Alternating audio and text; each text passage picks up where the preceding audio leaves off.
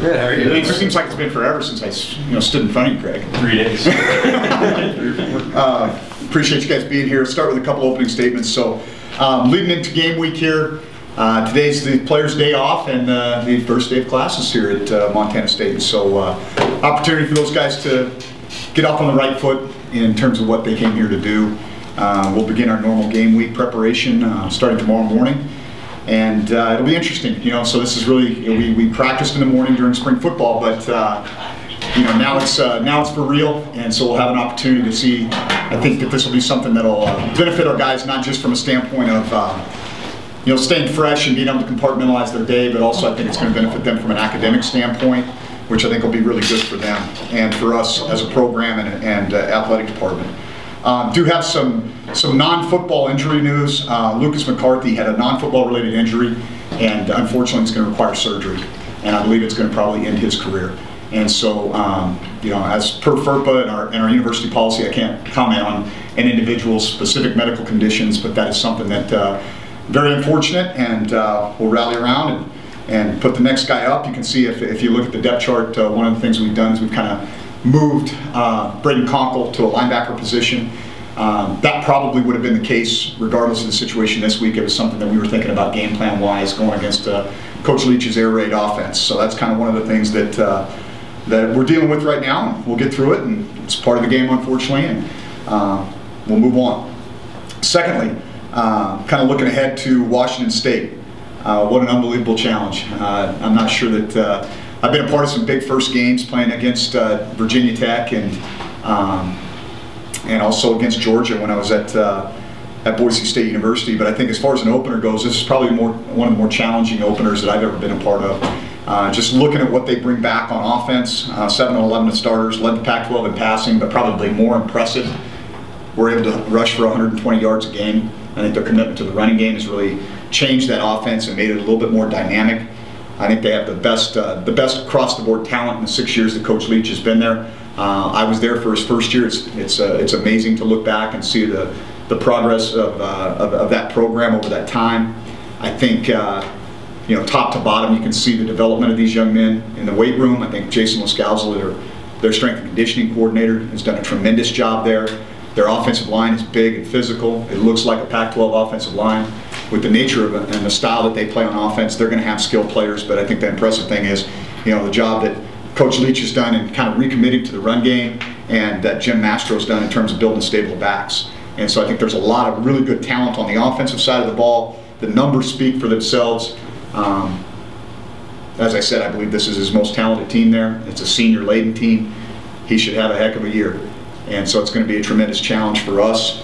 A top 25 team with a legitimate Heisman Trophy candidate. And, oh, by the way, they returned 9 of 11 starters on defense. And so it's not going to be a situation where, I think we're going to be able to go in there and surprise them. I know a lot will be made of the fact that they've struggled in openers. I'm sure that Coach Leach has their attention. And he understands that, starting fast this year is probably a critical aspect for them to get some of their team goals accomplished. They went on an 8-game winning streak last year, but it was on the heels of a 2-game losing streak to start the year. And so I think that they know they've got a good opponent in Boise State coming in the next week, but I don't feel like they're going to overlook us at all. I think they'll be prepared and ready to go. I'm sure that they know they need to stop number 8 if they want to stop our offense. And so it's going to be an interesting challenge for us. I think one of the things that they do great on the defensive side of the ball is they create a lot of negative plays. I think they led the Pac-12 in tackles for loss a year ago. And they have a lot of pre-snap and post-snap movement with their front, which will be a challenge for our offensive line. And then in the kicking game, on special teams, they bring back both their kicker and punter. They bring back a lot of options for themselves in the return game. I know their primary returner left the program, transferred to Nevada, but as I said, it's a Pac-12 outfit. They're going to have a lot of skilled guys. I know they'll have a dynamic returner back there. And so we've got concerns in all 3 phases, and it's going to be an interesting ballgame. When you open the season like this with a team, like you said, you guys have been looking at this game for now 8 or 9 months. Is that extra motivation for the guys in the offseason, knowing they have to prepare for it? Yeah, I think that's always the case a little bit. When you open with a strong opponent, maybe there's a heightened sense of urgency through the summer program and the lifting and fall camp. But we really haven't talked to. Our kids aren't naive. They're going to look at the schedule and go, "Wow, we open up against top 25 FBS opponent." But obviously we try to focus primarily on ourselves through the course of fall camp. Can you talk about that movement in the linebacking core a little bit more? Moving Josh back to the middle and Braden? Yeah, well, I think a lot of it might be game plan specific. I don't know that you'll see this game in and game out moving forward, but I think that just in terms of us having the ability to have a true nickel package and be able to create, their backs probably create as much problems for you as their wide receivers do in the passing game.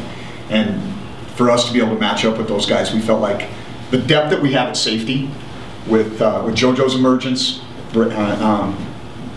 McCabe and Kahari, we felt like this was a way for us to help ourselves in terms of the specific nature of this game plan, but also, we have to address the issue that we've lost a guy at that position. So that was kind of the thought process behind it. And, Conkle's an interesting guy. We actually played him at some linebacker last spring, and even last fall we experimented with him because of his size. I mean, he's not what you'd probably say a prototypical big sky safety. He's a tall, rangy guy. He's probably one of our better open field tacklers, and with the nature of the style of offense that you're going to play against with Washington State, they'll take their shots down the field, but predominantly what they're going to do is throw the ball underneath. And for us to have success in this game, they're going to get their yards, I promise you that. But we've got to limit the gains by being good tacklers in space, and we felt like Braden gave us the best ability to do that. When did Lucas get hurt? Just your thoughts on losing him because he was big. Yeah, we found out about it, on Saturday, and it was just he's a guy that had some ability for us, and it kind of progressed himself into a good spot on that rotation at linebacker. But by the same token, it's time to move on. I can't really spend, especially with the timeline that we're on here. We probably, if it was a situation like what happened with Jacob Hadley back in the spring, you're probably a little bit more remorseful. You spend more time thinking about what if. Right now, it's next man up, and let's go. The reps that Josh got, both in spring and a little bit during this camp as well. And Mike, you feel like that has him prepared to take over that middle spot? Yeah, they were interchangeable. Right. That's kind of how we looked at those two guys. They were interchangeable, and so it's going to require some young guys to continue to progress quickly, and some of the veteran guys that are in the backup roles, whether that's Walker or Jacob, those guys are going to have to step their game up. What makes Luke Falk so special, do you think? Yeah, I think it's a combination of things. I mean, physically, he's got a lot of tools. He was a walk-on from Logan High School in Logan, Utah. But he's a big, strong, maybe more prototypical NFL pocket-style quarterback who can make all the throws. And I think that's one thing that's unique about him. When I watch him throw the ball and I watch how they attack defenses with him, Connor Halliday probably couldn't make some of the throws that this guy can make. And Connor was a great quarterback for him. But he can throw the deep out, and it's a 45-yard throw. And those are really hard to defend because they're pressuring you so far vertically that you think you got to bail and stay on top of the route. They break the route off. Well, not every quarterback in college football can make that throw consistently well, and they convert a ton of long third downs because of that. And so I think that's one of the things that makes him unique is his arm strength, coupled with his knowledge of the offense, because he's been a starter for 3 years and he's really, really adept at running the system. He's a tough guy. And I know it's well documented, he's taken some shots throughout his career, but he'll hang in the pocket, and when he moves outside the pocket, he's probably even more dangerous than when he's in the pocket. And so he's less willing to take off and use his legs than he was when he was a younger quarterback. I remember we played him in one of his first starts after Halliday had broken his leg a couple years back, and he was willing to get outside the pocket and use his legs. Now he's going to move to throw. I think that's one of the things that's unique. Just anecdotally, just knowing some of the guys in that program and some of the coaches, the things that they say about him in terms of his preparation, his leadership, the intangible qualities, I think are things that maybe are underrated about Lucas. Play some young guys at defensive back, so going against this style of offense with a veteran quarterback, how do you see that playing out? Yeah, should be exciting. In a lot of respects, it's probably not a great matchup for us across the board. Stylistically, this isn't a great matchup. When you take into the fact that they have 85, we got 63, sixth year in the program, second year in the program, veteran-laden squad, rookie-laden squad. It's on paper, it's not a great matchup, and so I'm sure that they should feel pretty good about things. But that's why you got to go play the game. And so I know our guys will be excited, and they'll fly around, and we'll have a good plan in place. And then it comes down to execution on both sides of the ball. I know their skill guys are scary, but players like Cody O'Connell on the offensive line, Yeah, I kind of talked about that a little bit, but as I said, I think this is their best offensive line. And that starts up front. And so, and we mentioned this a moment ago too. You can say the same thing defensively. They returned 9 of 11 starters on defense. They have, I think, 3 or 4 guys that are preseason All Pac-12 awards candidates on the defensive side. And so, and 2 on the offensive line. And Cody, who's an unanimous first-team All-American, that's a pretty unique deal. 6'9", 338 pounds, or whatever he's listed as. We're probably not going to see a lot of guys like that can actually move their bodies in the Big Sky Conference. And then Cole Madison at the right tackle position for him is an excellent football player as well. The other pieces around him are good. And I think that's the biggest thing that I see is this is a complete football team. From top to bottom, they have good running backs. They're going to have skill at receiver. They're a well-coached and disciplined offensive line. They have a great quarterback. They have an excellent front 7. If there's a weakness, you could say it's maybe in their back end, but they also had a guy that was a freshman All-American back there at safety this last year. And so I think that, like I said, they're probably feeling pretty good about the matchup. Their front 7 on defense is the strength of their outfit. They know that we're going to try to run the ball. I'm sure they have number 8 circled. And then, you can make the argument that the strength of our defense is our front 7, and there's question marks specifically at corner, and what they like to do is sling the ball around. So, yeah, it'll be fun. You're talking about your preference was to have Luke Dowley assert himself and win those kicking jobs. Looks like he has. Where does that leave Gabe and Jared? Well, I hope it's going to allow us to redshirt him. Because that would be what's best for them, I think, and for us as a program in the long run. Because I do think both of those guys can be exceptional, have exceptional careers here, and especially if we can get that year back that we lost a year ago. And so I think that's what the plan is right now. We've got to have kind of some emergency stuff in place, and we will. We don't want to necessarily waste a redshirt year on a couple of downs. If something long-term happened, obviously we've got guys that are sitting right there that have had game experience and are ready to go. But we'll have a plan in place to make sure we've got a backup emergency punter and kicker and some of those kind of things. It's like basketball. Everybody on our team thinks they're a basketball player. Everybody on our team thinks they can kick. So we'll have no problem finding somebody that thinks they can do that, I'm sure. Will either of them travel, or? We'll travel in for the Washington State game because we have an expanded travel roster outside the Big Sky, and obviously they'll be able to suit up for the South Dakota State game. And so it's kind of one of those deals where it buys us a couple of weeks to make sure that this is how we want to move forward, and then we'll make that decision when we go to North Dakota. You mentioned Dylan Hanser before, but can you just kind of recount how he was able to get his foot in the door at Washington State and maybe what impact he could have on this game here? Yeah, well, there's a couple of guys that I actually had a hand in recruiting, even though it seems like it's been forever ago, because those guys were coming in. Dylan actually gray-shirted, and so he sat his first semester, and that was kind of the deal. We were full at linebacker, and I was the linebacker coach at the time, and he came to our one-day camp, and I've never seen a kid. I was like, we can't let this guy leave this campus without offering him a scholarship of some kind. he, in one day, because he didn't have a ton of film, and the film that he had, it's kind of it's the old Pac-12, hey, look at this guy, well, level of competition, all that kind of stuff. I'm like, I'm telling you, I think the guy's a player. And he came up and he basically played himself into a scholarship offer in about 4 hours. I had never seen anybody run around. He was relentless. If we were in 7-on-7 and they threw a deep ball, he was chasing the guy into Boulder Gym. And it was unbelievable. And I sat him down afterwards and said, we don't really have one now. But Coach Leach was open to doing the gray shirt thing with him, and I think it's worked out well for him and for the Cougs. And so I think it's a great story, and it's changed his body. He was a tall, lanky kid, looked a lot like his brother does now, and just kept buying into the weight room and accepted a role on special teams, and then got to start a handful of games, and then walks into his senior year as the guy. And so it's about taking a long path to get to the ultimate goal for him, and so I'm happy for him. And Peyton Pelur's guy I got to know really, really well in the recruiting process, and he's a great kid. It's just, I know he's a legacy guy there. His dad played there, his grandpa played there, and I know how important it is for him to represent that university, and he's done a great job. What's this going to be like for you, going back to Martin Stadium? Been there twice already. So it's kind of one of those deals, went back there, actually I guess just once. I went back there my first year at Washington.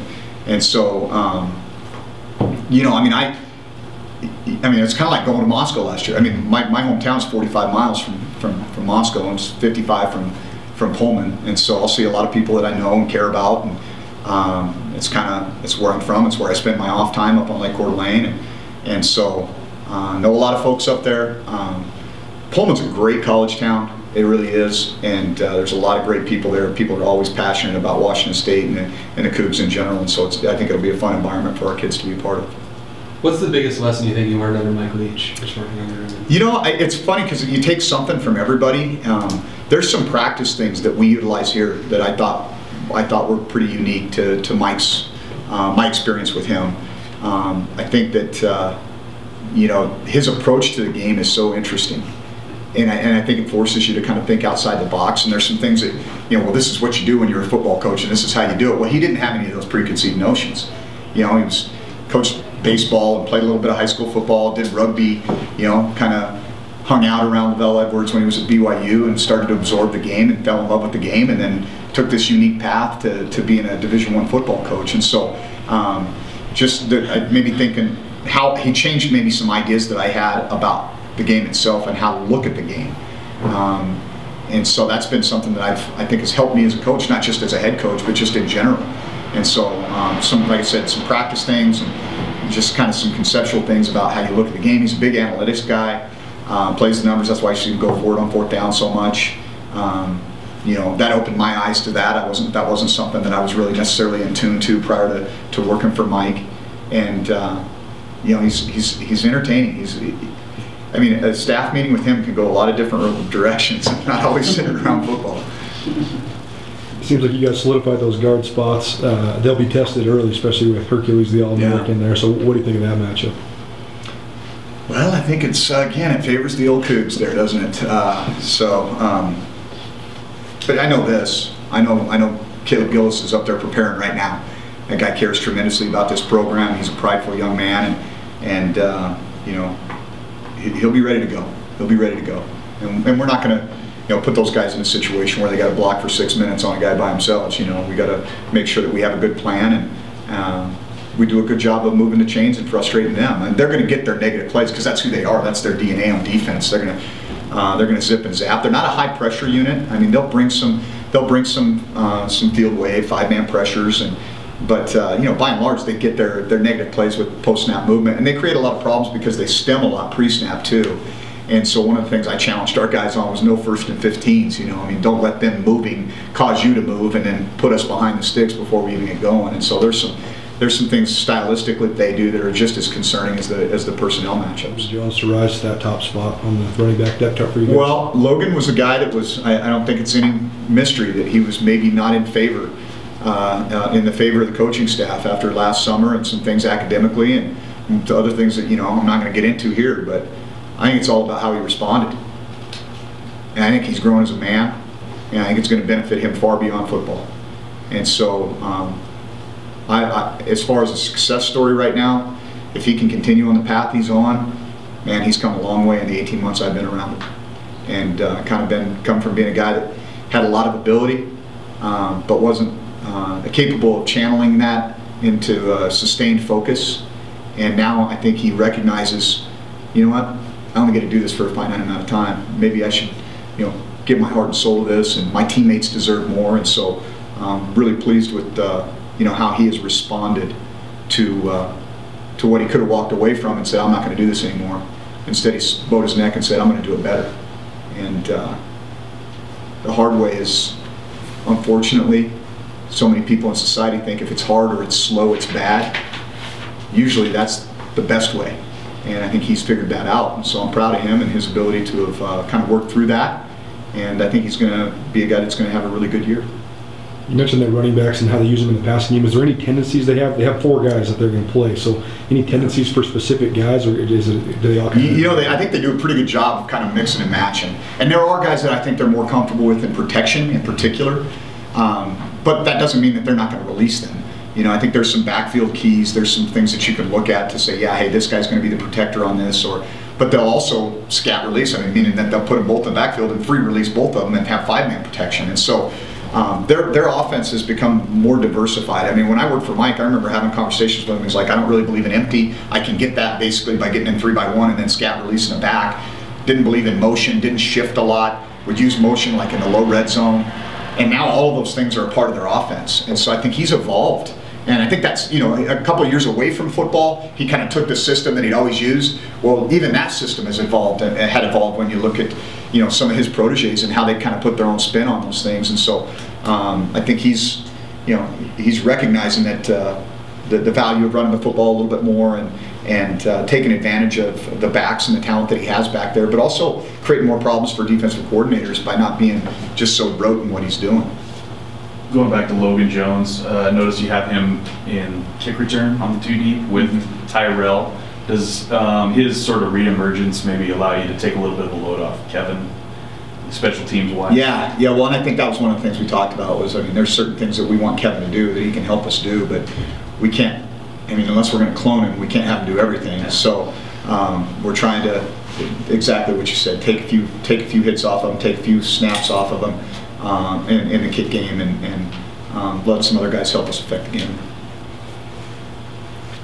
You've got, this is kind of off topic, but well, we're not answering all questions. You've got a couple guys, Bryce Alley, Justin Page from the Houston area. Yeah. Just wanted to ask about Hurricane. So it's funny because, you know, and Coach Orfeh, okay. And really Mark's family is probably the ones that are the most affected by this. They kind of live over, both Mark and Bryce Alley went to North Shore High School, which is kind of on the east side. And if you go any further south than where they're at on the North Shore area, you get into kind of Channelview and Crosby, and those are swampy areas already. Those are low-lying areas, and they've been devastated with the flooding and the water. Bryce's mom is actually out of town. She was in Vegas on a trip, so good move by her. And so everything's fine with her. Justin's family is from Katy, which is kind of north and west of Houston. And so while they're definitely experiencing a lot more rain than they would usually get, it hasn't been quite as catastrophic. And I know Mark's family's been without power, but his whole family's together and they're kind of on a group chat. And so, yeah, they've been affected by it, but fortunately they haven't had anything that's been catastrophic in their worlds. And obviously our thoughts go out to all those people down there. Just in a general sense, how fired up are the guys? I mean, camp's over, they're ready to go hit somebody else. Just how fired up and ready is the team at large? Well, you know, we had a really good practice yesterday, energy-wise, and it might have been because it was an hour and 15 minutes and we didn't kill them, but I felt like they, you could kind of see that the switch had been flipped. That, you know, we do this reset on Sundays where we talk about the upcoming opponent and kind of flush whatever else is there from the previous week, and so we kind of did that, and I think they sensed the urgency and felt the energy from the coaching staff and understood that, hey, things are different now. You know, while we've still been preparing somewhat for Washington State with a couple of bonus practices, now it starts in earnest. And I don't know if it was the fact that it was the first day of school today that they were giddy about, or if they were just excited about game week. But they'll be ready to go. I think we'll have good energy, and you know, what we've really got to do is just have good poise and focus, and have that the high level of the appropriate level of energy, with also the appropriate level of poise and focus, because it's easy for you to go into an environment like that and, you know, kind of get geeked up and make a bunch of mistakes early, and we certainly can't do that. We've got to go in and we've got to execute at a really high level right out of the gate. Is that poise the niche that you're trying to carve out as a team heading into this game? You mentioned that they have certain matchup advantages on paper, but is that where you're trying to find your advantage per se? Well, I think we've talked about with our guys kind of what our plan needs to be. And it's nothing revolutionary, and you know, I'm not going to share that with you, but I think that what I can let you know is that we've got to be calculated, and this isn't, you know, we're not going to go light our hair on fire and run around Martin Stadium and beat Washington State. We're going to have to be very calculated in our approach, and that, you know, this is a demanding, challenging opener, and we're going to be tested in a lot of ways.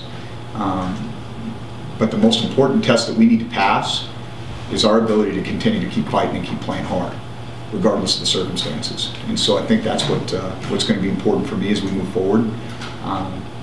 You know, it's 1/11 of our season, and it's an important game, but there's going to be games that have a lot more consequence for our team goals down the road too. And so, you know, we'll go pick up our check and see how things go. You planning to have AM practices mostly this year?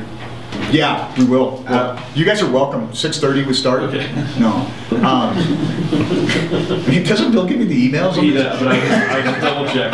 And no. I was going to ask why you kind of changed it. How will this benefit? Yeah, so as opposed to last year where it was more afternoon. Well, we did everything in the afternoon, and really, we kind of have to take it's like pick your poison, right? Because, you know, even though we're a fast-growing campus and we have 16,000 plus undergrads, we maybe don't have as many sections that they did at the University of Washington, where you just say, okay, all our football players are going to practice from this time and this is off limits. We're always going to have some class conflicts. I believe in the morning practices primarily because I think it's what's best for our kids academically. It's harder on us as coaches because if you think about it, Tuesday, like our coaches are already all freaked out about it because usually you have all day Tuesday. You sleep on it Monday night and you got all day Tuesday to decide if you really like it or not, and then you go practice it on Tuesday afternoon. Well, now we better have things tight and ready to go at 6 o'clock on Tuesday morning. And so that means maybe a little bit longer nights on Monday, but also, as I told them, the benefit is that you have to simplify, and that's not such a bad thing. You know, you got to cut things down because, you know, sometimes it's not good for us to be able to sit there and, you know, have an extra whole day to draw stuff up on the board. So simplifying things from a coaching standpoint, compartmentalizing our players' day, getting the hardest part of their day out in the morning. They're up, they're ready to go. I'm pretty sure they're not going to go back home and go to bed. They're going to go to class. We're bringing back in the afternoon for kind of a quick position meeting, and you know, they can focus on school from 10:30 on.